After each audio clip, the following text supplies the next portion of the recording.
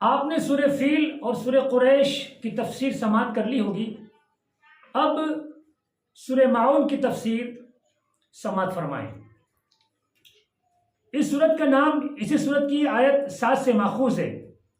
اس سے پہلی سورت قریش میں اللہ تعالیٰ نے ان لوگوں کی مذمت کی تھی جو اللہ تعالیٰ کی نعمتوں کا شکر ادا نہیں کرتے تھے، اور اس میں ان لوگوں کی مذمت فرمائی ہے جو مسکین کو کھانا کھلانے کی ترغیب نہیں دیتے۔ دوسری وجہ یہ کہ سورہ قریش میں اللہ تعالیٰ کا حکم تھا اس بیت اللہ کے رب کی عبادت کریں، اور اس صورت میں ان لوگوں کی مذمت ہے جو سستی اور کاہلی سے نماز پڑھتے ہیں۔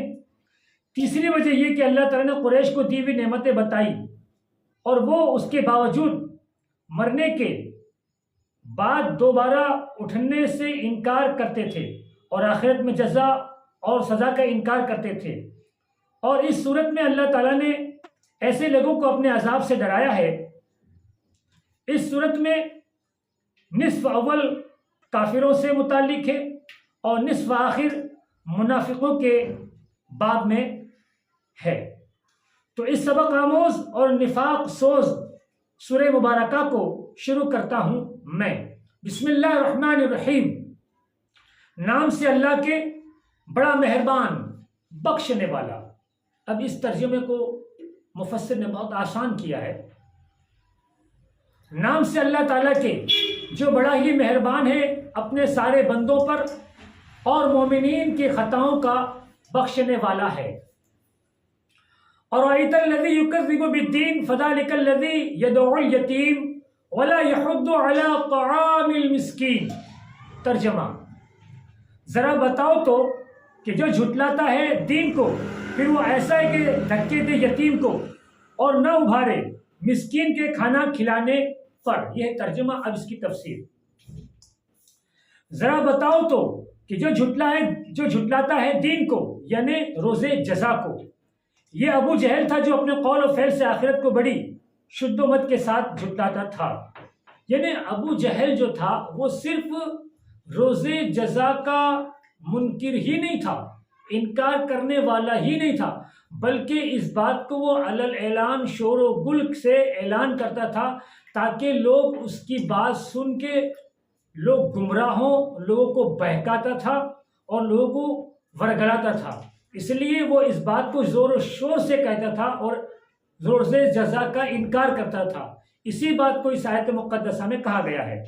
اور جب کسی یتیم کا وصی ہوتا اور یتیم اپنے مال سے کھانا کپڑا مانگتا تو یہ ظالم اس یتیم کو مار کر نکال دیتا اور ہمیشہ لوگوں کو خرچ کرنے سے باز رکھتا۔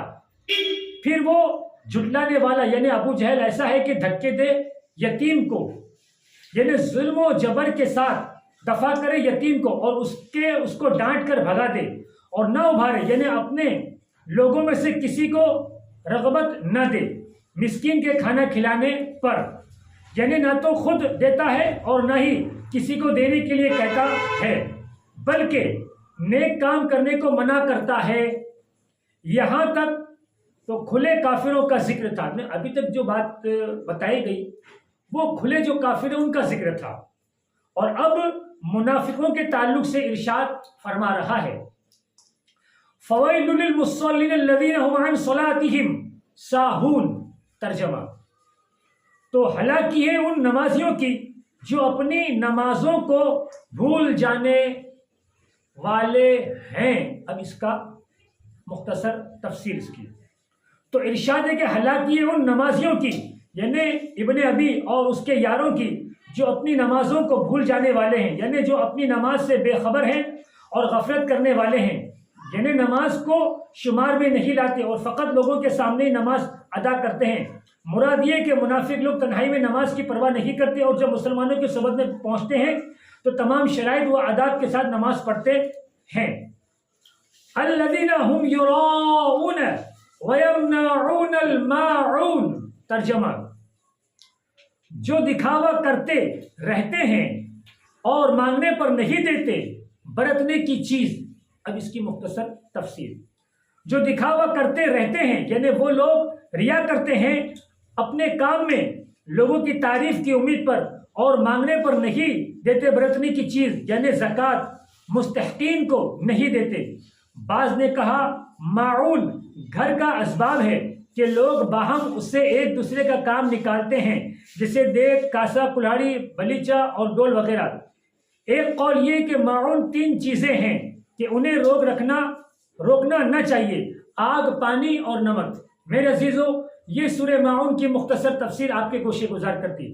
میرے خاص آپ کو بتانا مقصود میرا یہ ہے کہ اس قرآن کی تفسیر کو آپ تک پہنچانے کا میرا خاص مقصد یہ کہ آج ہمارے نوجوان ماں، بہنیں، بیٹی اور مسلمان ہم دیکھتے ہیں کہ اپنا قیمتی وقت نکال کے رات اور دن میں موبائل کے اندر مصروف رہتے ہیں اور اپنے قیمتی وقت کو بے جا جگہ اور جہاں سے کوئی نفع حاصل ہونے والا نہیں ہے، بالکل اپنے وقتوں کو موبائل میں ضائع کرتے ہیں۔ تو اس لیے میں نے یہ ضروری سمجھا کہ میں قرآن کی تفسیر اور قرآن کا ترجمہ آپ لوگوں تک پہنچاؤں تاکہ کم سے کم 10، 15، 20 منٹ اگر قرآن کے ترجمے کو سنیں، تفسیر کو سنیں تو انہیں یہ خبر ملے، یہ ان کو علم پہنچے کہ اللہ تبارک و تعالی ہمیں کیا کہنا چاہتا ہے۔ تو میرے عزیزوں، میرے دوستوں، میں نے تو یہ ضروری سمجھا کہ گھر گھر آج نوجوان ماں بہنوں کو قرآن کی تفسیر پہنچایا جائے۔ اگر آپ بھی یہ محسوس کرتے ہیں اور اگر آپ کو ایسا لگتا ہے کہ گھر گھر قرآن کی تفسیر اور ترجمہ پہنچانا چاہیے، تو میں نے یہ تفسیر اور ترجمہ تفسیر اشرفی آپ کے ہاتھوں تک پہنچا دیے۔ اب اگر واقعی آپ کے دل میں درد قوم کا درد ہے اور آپ واقعی چاہتے ہیں کہ ہماری قوم کی اصلاح ہو اور ہمارے قوم کے پاس قرآن کا ترجمہ اور تفسیر پہنچے، تو آپ ان ویڈیو کو زیادہ سے زیادہ شیئر کریں، اس لیے کہ یہ بھی صدقہ ہے۔